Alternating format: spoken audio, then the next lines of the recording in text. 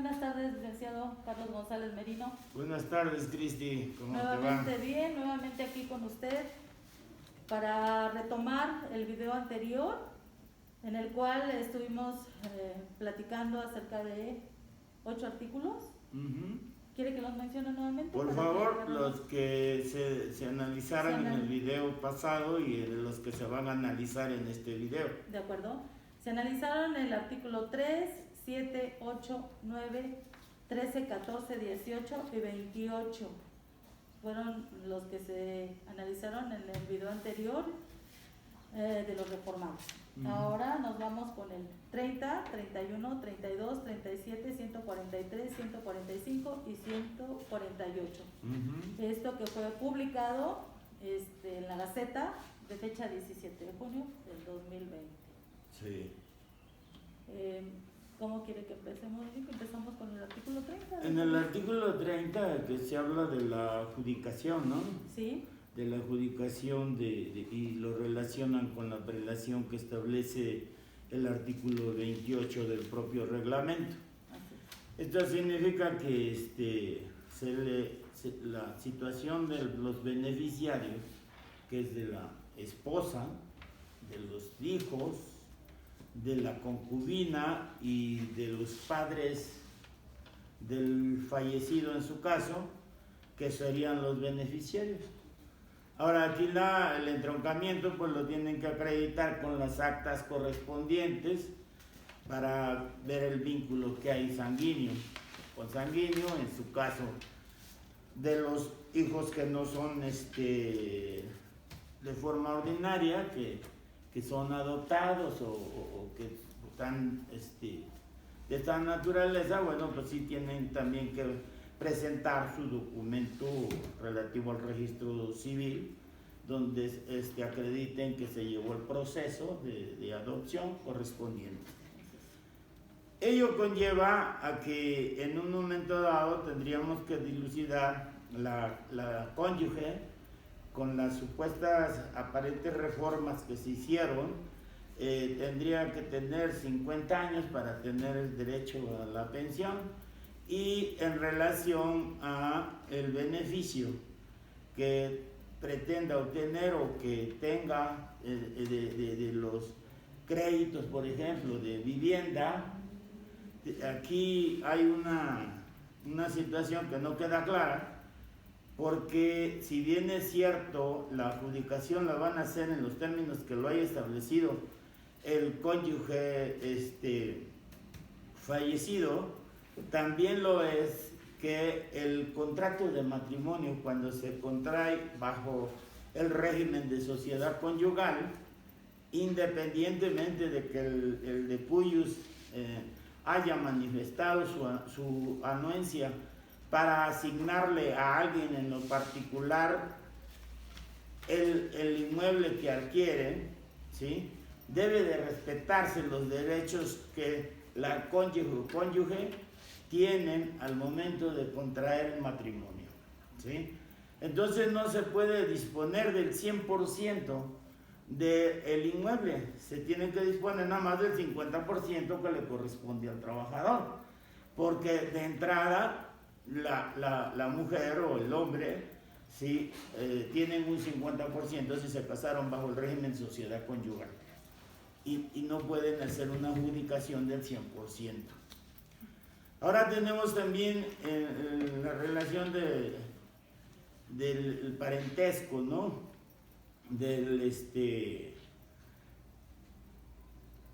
Que tiene que acreditarse si son qué tipo de familiares o qué consanguinidad hay, ¿sí?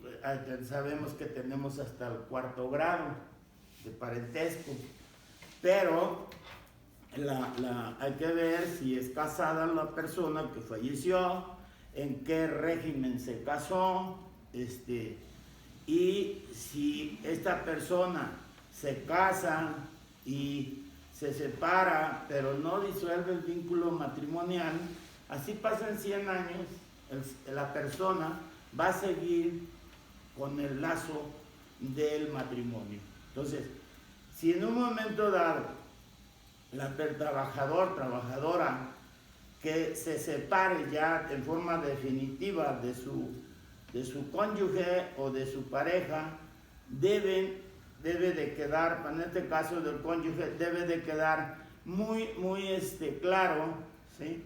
Porque después contraen, de alguna manera se van a vivir con otra pareja, ya sea la mujer o el hombre, y ¿qué sucede? No disuelven el vínculo matrimonial y creen que por el solo transcurso del tiempo eso ya se disolvió, y no, queda vigente. Y después la persona con la que vivió sus últimos años, sea mujer o hombre, ¿sí? Pues queda desprotegida. Entonces, si ya tomaron una decisión con carácter definitivo, deben de actualizar su situación jurídica para que así la pareja, ¿sí?, no tenga ese problema. Hay personas que viven 10, 15 años con el muerto, ¿y qué pasa cuando va a solicitar la pensión? Pues no le corresponde. ¿Por qué? Porque nunca arreglaron su situación jurídica. Para que exista concubinato, se requiere que las dos partes estén libres de matrimonio, ¿sí? Entonces hay concubinato presumible cuando hay hijos de esa unión libre, ¿sí? Cuando hay hijos, entonces se presume el concubinato, siempre y cuando ambos sigan libres de matrimonio. Y en el supuesto que alguno de ellos fuere casado, entonces nada más le asiste a los hijos si son menores de edad, y si son mayores pero que estén estudiando, o si son incapacitados física o mentalmente. Entonces esa persona tendría derecho a recibir la pensión de por vida, en caso de que sea una incapacidad total permanente, ¿sí? Y ahora también tenemos lo de la verificación de la documentación, a que se refiere el artículo 32. El hecho de la redacción del artículo 32 nos deja mucho que desear, porque está precalificando que pueda existir deficiencias en la propia institución al resolver el derecho de otorgar o no una pensión. Entonces, ¿por qué razón? Porque simplemente, si en el momento en que el trabajador o beneficiario solicita la pensión, ya sea por viudez, ya sea por riesgos de trabajo, ya sea por incapacidad total permanente, si la institución tiene a su alcance todos los medios para poder dictaminar, ¿sí?, la procedencia o no del otorgamiento de esa pensión. Y no es lógico que posteriormente me digas que calificó mal o no observó bien los documentos, no tuvo la inteligencia de analizar adecuadamente la información, ¿sí? Y entonces ahora, el hecho de que diga, ok, si la dependencia desprende que algún documento presumiblemente es falso o está alterado, se suspende el pago de la pensión. Por ahí anda un artículo que creo que se les perdió a estas personas, que es el artículo 17, ¿sí?, que establece que nadie se puede hacer justicia por propia mano. Si bien es cierto, es un organismo público descentralizado, es una persona moral, ¿sí?, no le asiste el derecho de ella hacerse justicia por propia mano. Perdón, esto entra en el artículo 32. Sí. Nada más un segundo. Nos faltó hablar del 31 como tal, o sea, sí lo mencionó, pero sí me gustaría que lo retomáramos para que llevara la secuencia. Sí, no, ya quedó pero analizado. Lo mencionamos como 31 y es lo que mencionaba anteriormente. Por eso ya quedó analizado, porque es el acreditamiento del parentesco. Exacto, y eso es como se acredita con los documentos del registro civil. ¿sí? Y ahí también se habla del acreditamiento de la información testimonial, pero para los efectos de la dependencia económica. De acuerdo. Ahora bien, el artículo 32 también ya estamos hablando de que la institución se reserva el derecho de analizar la documentación posteriormente a haber otorgado el derecho de la pensión a los trabajadores. Y esta situación siembra una incertidumbre en lo que la institución está haciendo.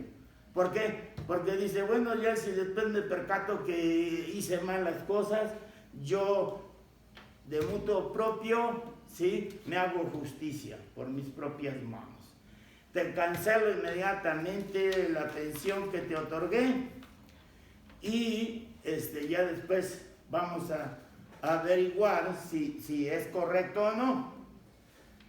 Y lo deja a un criterio específico de una persona, o sea, del que esté analizando el asunto. Entonces no puede hacerse justicia por propia mano. Si ya otorgó la pensión, tendrá que buscar los canales judiciales para cancelarla, siempre y cuando, lógico, acredite que los documentos de esa persona no son originales, ¿no?, que son apócrifos. Entonces sí tendría ya el tribunal correspondiente, le daría la razón.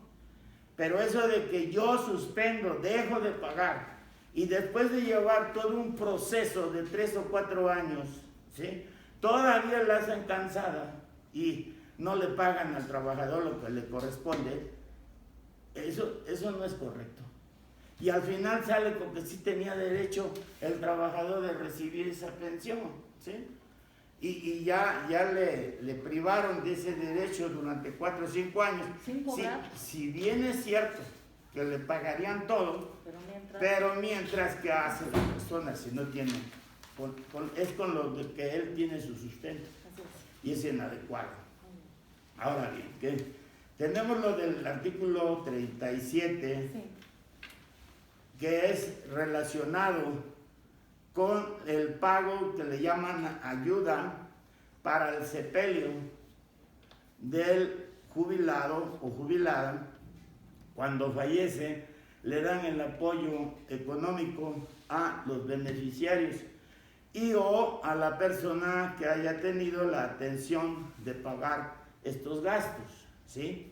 Y aquí estamos hablando de que en el anterior reglamento, o el artículo ya antes de que fuera reformado, señala de 120 días de salario tabular.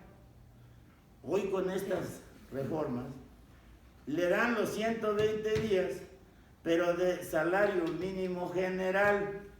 No es lo mismo que el salario tabular tiene un promedio de 249 pesos a el salario mínimo, que son 109 pesos. Entonces, si hace uno la operación correspondiente, ve uno que le privan gravemente a los trabajadores de ese derecho, que ya es un derecho adquirido porque ha transcurrido muchos años de que se le otorgó. Y fue producto de las negociaciones colectivas, ¿sí? Y aquí se están brincando, en todas estas reformas, se están brincando lo que es el contenido del actual convenio 98 y del 87 y del artículo 127 y 123, apartado B, fracción 11. Todos esos preceptos constitucionales los están violentando, ¿sí? ¿Por qué? Porque el 127 establece claramente que esos son beneficios de negociaciones colectivas, como son las condiciones generales de trabajo y o contrato colectivo de trabajo. Es un símil, ¿sí?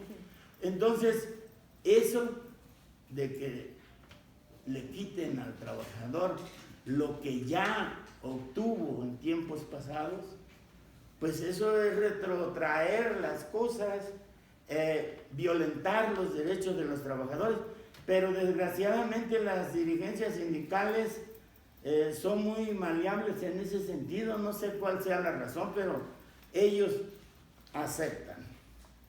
Ahora, aquí tenemos también lo relativo a la capacidad de pago, también, que es el artículo 145. 43. 143, sí. Bueno, el artículo 143 y 145 se vinculan, y hablamos de que antes de las reformas había créditos hipotecarios para adquirir vivienda, había créditos que en la misma caja construía unidades habitacionales y daba los créditos a los trabajadores. Hoy, sí, tiene que tener el crédito hipotecario, sí, pero ya no va a construir vivienda en la caja. ¿Ya no va a adquirir terrenos? No, ya no va a adquirir terreno, ya no va a construir vivienda. ¿No va a poder construir? ¿En dónde? Solamente va a dar créditos, ¿sí? Y entonces estos créditos se los va a dar a quien tenga la capacidad de pago. Pero la capacidad de pago no depende del trabajador, depende del patrón. ¿Por qué razón? Ahorita tenemos trabajadores que se les denomina de muchas formas. Por ejemplo, nómina 8, estabilidad laboral, autogenerados, de los que acaban de basificar con el nivel 4.09, con el nivel 4.69, trabajadores a los cuales no se les pagan las prestaciones que establecen las condiciones generales de trabajo y que sí tienen el derecho de que se les pague. Ahí, ¿qué sucede con esos salarios que tienen de 2,000 pesos? Esos trabajadores no pueden pagar la mensualidad que les puedan fijar por la obtención de un crédito hipotecario, pero los salarios que están pagándose con esos niveles son totalmente inconstitucionales, ¿sí? Si observan el texto del artículo 123 constitucionales, dicen que el salario mínimo debe ser tal que sea suficiente para un padre de familia que tenga su vivienda, que pague luz, gas, agua, etcétera, y todavía que tenga para el esparcimiento. Ese sería el alcance del salario mínimo. ¿Y qué pasa con los salarios mínimos? 109 pesos, ¿para qué le pueden alcanzar a un padre de familia? Por eso, esta redacción es discriminatoria prácticamente, ¿sí? Hace subclases de trabajadores, ¿sí? Hay trabajadores de primera, segunda, tercera y cuarta, ¿sí? Porque estás hablando de trabajadores, ¿sí?, que les llaman eventuales, autogenerados, ¿sí? Pero sirven, tienen una jornada laboral, tienen un lugar de adscripción, realizan funciones subordinadas, ¿sí? Lo que pasa es que el patrón se quiere librar de la carga del trabajador y fundamentalmente de la seguridad social, ¿sí? Eso es lo grave en un pleno siglo XXI, ¿sí? Que haya ese tipo de conductas por parte de los patrones. Entonces, el Estado es un patrón que le llaman patrón equiparado, ¿sí? Y entonces tiene también obligaciones, pero esto de crear este tipo de relaciones laborales tan precarias se opone a lo que establece el Tratado 98 de la OIT, que acaba de ser ratificado, y que no fue ratificado de manera voluntaria por el Estado mexicano. Se le forzó a ratificarlo. ¿Por qué razón? Porque ese convenio 98 de la OIT impone a los estados latinoamericanos, ¿sí?, para el pago de salarios dignos. ¿Cuál es el objetivo de imponer esos salarios dignos? Evitar la migración. O sea, si un Estado cumple con su pueblo a darle salarios, si no ostentosos, sí salarios dignos, entonces no va a haber quien se quiera ir al otro lado. Si la gente no quiere sufrir por gusto, sufre por necesidad, ¿sí? Y ahora nosotros tenemos trabajadores de base sindicalizado, que son a los únicos que les pagan las prestaciones de las condiciones generales de trabajo. Y eso es absurdo. ¿Por qué? Porque tenemos el convenio 87 y el convenio 98 y el artículo 123 constitucional que establecen la libertad del trabajador de ser o no ser sindicalizado. Y si él decide no ser sindicalizado, como es una garantía constitucional de carácter social, debe de darle el pago de las prestaciones, porque de lo contrario no sería una garantía constitucional, ¿sí? Porque al momento en que él decida no ser sindicalizado, entonces no te pago las prestaciones. Si los trabajadores, en último de los casos, no buscan el dígito por razones de que quieran pertenecer a un sindicato, lo buscan porque saben que teniendo el dígito les dan las prestaciones que establecen las condiciones generales de trabajo. Entonces, ¿dónde está la libertad de sindicación? Si me obligas a pertenecer a un sindicato. Están violando esas garantías constitucionales, están violando esos tratados internacionales, ¿sí? Entonces, deben de que no tengan el dígito sindical, no debe de ser motivo ni razón alguna para que les priven a los trabajadores de las prestaciones. Deben de pagarles las prestaciones. Ahora, la creación de salarios tan bajos que están fuera del tabulador oficial, eso también es indigno para un Estado que dice ser representante de los más débiles, ¿ok? Debería de buscar la manera de solucionar esos salarios de hambruna, porque no se les puede llamar de otra manera. Y solucionando eso, no habría la necesidad de decir esto, de que deban de ser solventes.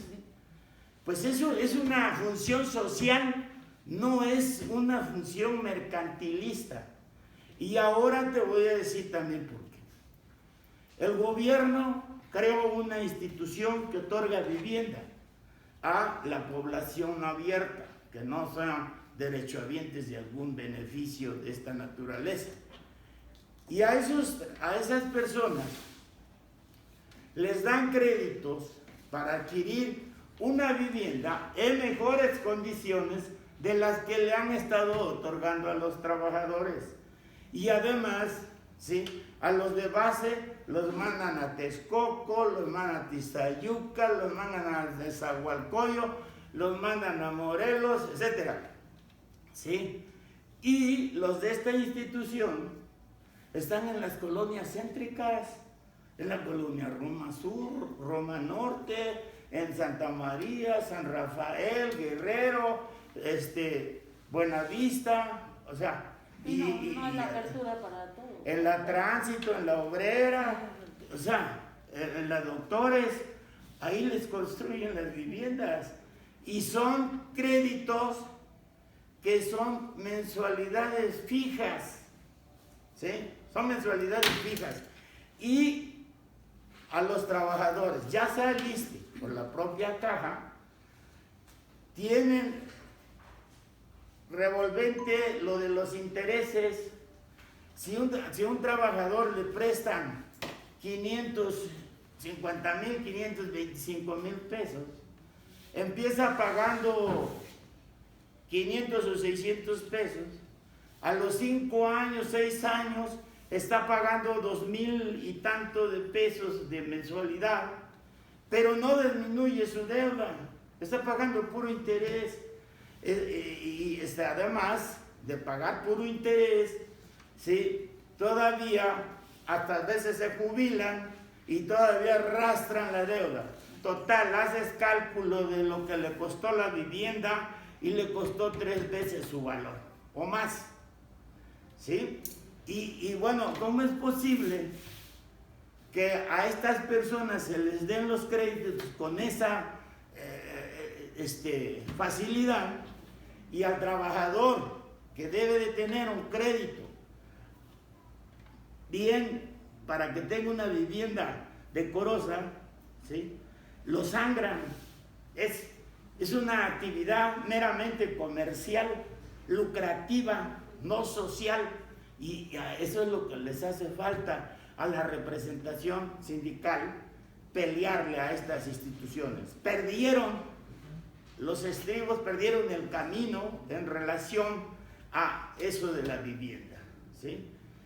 Yo conozco a mucha gente que han obtenido créditos hipotecarios, deben 4 o 5 veces lo que originalmente les prestaron, y ya casi se vuelven impagables sus viviendas. Entonces no entiendo, si los trabajadores son las personas que colaboran con los gobiernos para poder llevar a cabo un proyecto, ¿cómo los sangran de esa manera? Y además son negocios muy lucrativos para determinados sectores que se inquistan en esas actividades, ¿sí? Personas que por autorizar los créditos, ¿no?, les dan millonadas. Entonces, el que va a construir vivienda, pues tiene que recuperar los diezmos que da, ¿sí? Y bueno, ¿eso cómo lo recupera? Disminuyendo la calidad de los materiales y subiendo el precio de la vivienda. Y eso es en perjuicio de los trabajadores. Sí. Yo diría que las representaciones sindicales deberían de retomar y reevaluar esta situación de la construcción de vivienda. Es lo que puedo yo... Aterrizamos con el 148 que ya nos habló de él, que es lo que estaba hablando. Nos falta el 149. El 148 es el seguro por muerte del acreditado. Él va a pagar un seguro y al momento en que fallece, el seguro opera y queda extinguido el crédito, ¿sí? Entonces, ya, eso es lo que se refiere el 148. Y el 149, de la voluntad del trabajador o jubilado de designar beneficiarios. Claro, aquí también caemos en que no se puede estar en forma estricta que él diga a quién se le asigna la vivienda, porque si es casado no tiene la disponibilidad del 100%, y máximo si es casado bajo el régimen de sociedad conyugal. Ahora hay otra figura, que cuando la mujer se dedica a la crianza de los hijos, aun cuando fueren casados bajo el régimen de separación de bienes, esa mujer, como no pudo tener un ingreso porque se dedica a la crianza de los hijos, tiene derecho a lo que se llama indemnización. Y entonces esa indemnización corre al 50%. Entonces, la institución debe ser muy vigilante de que no nada más es porque lo diga la persona acreditada, que diga, ay, yo le dejo el bien a fulano de tal o fulana de tal. No, tiene que verse que también si es casado o no es casado y bajo qué término se casó, ¿sí? Entonces, esa es la situación. Ahora, también hay situaciones, ¿sí?, de que el trabajador no designa beneficiarios. Y entonces tienen que ir ante los juzgados de lo familiar a denunciar el intestado de la persona. Y el juicio intestamentario o testamentario son juicios universales, ¿sí? Está también el de testamento hológrafo. Entonces son juicios universales que absorben todo lo que tenga de patrimonio la persona que falleció en este caso. Y se tiene que analizar el grado de parentesco de los familiares, ¿sí? Ya si unos se excluyen, los más cercanos se excluyen a los más lejanos. Y entonces de esa manera el impartidor de justicia en materia familiar determina a quién se le va a tener como heredero, albacea, ¿sí? Entonces si son varios, ellos deciden a X persona como albacea. Todo eso es un gasto para los beneficiarios. También ahora con lo de las AFORES, que no les entregan la totalidad del fondo, les entregan el 70 y tienen que pelear el 30 vía juicio, ¿sí? Que no es necesario porque la Corte declaró eso inconstitucional. Entonces también eso tiene que verlo, ¿ok? Y me permite una pregunta, más bien van a ser dos. Sí. ¿Cuándo se debe amparar el trabajador? Bueno, cuando se le violenten sus garantías constitucionales. El amparo es una protección, un medio de protección de las garantías constitucionales de todo ciudadano, sea trabajador o simple y sencillamente ciudadano mexicano, y aún de los extranjeros que estén en determinadas hipótesis. Es un medio de defensa que se opone ante las arbitrariedades de una autoridad. Y la otra sería, ¿cómo se debe de amparar? Bueno, yo me doy cuenta, hago esta pregunta porque me doy cuenta que es lo más reiterado que hay en los videos que hemos hecho. O sea, no sabe cómo se debe de amparar, no lo entienden, y a mí sí me gustaría que nos dijera esa parte. Bueno, el amparo, como ya lo dije, es un medio de defensa que protege estrictamente lo que son las garantías constitucionales cuando un acto de autoridad afecta el ámbito jurídico o el ámbito patrimonial de una persona, en este caso, que es de derechos creados, de derechos que ya tenía el trabajador y que por un acto de autoridad, porque para este efecto la caja de previsión para trabajadores, la lista de raya, es autoridad, ¿sí? Y esto se tiene que dilucidar en un juzgado de distrito en materia administrativa para que decida el juzgador si se le violentaron o no las garantías constitucionales. Aquí en el caso en concreto, como no hubo una reserva de derechos adquiridos, pues es unas reformas que violentan a ojo de buen cubero las garantías de los trabajadores que pertenecen a este régimen de seguridad social. Entonces ellos son los que deben de promover el amparo en lo personal, porque su representación sindical no tiene legitimidad para hacerlo, ¿sí? Los secretarios y delegados, no sé, hablan y dicen, pero no dan ningún sustento, ¿sí? Y a veces no quiero perder el tiempo en estar discutiendo las torpezas que hacen ellos, ¿sí? Lo mejor, si el trabajador está interesado, lo oriento y él sabrá qué deba de hacer. Muchas gracias, licenciado. A ustedes por escuchar.